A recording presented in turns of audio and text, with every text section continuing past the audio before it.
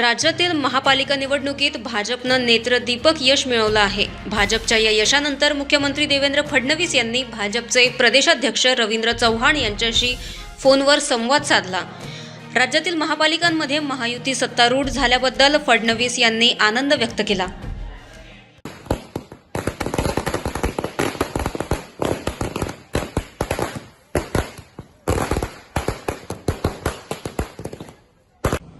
माननीय अध्यक्ष महोदय रवींद्र चव्हाण साहेब,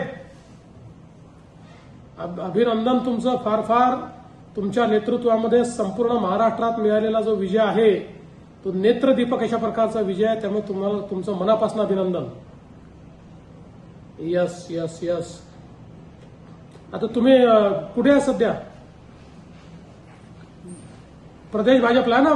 हा, यस यस, येतो तिकडे आम्ही थोड्या वेळाने येतो। चला, खूप शुभेच्छा तुम्हाला।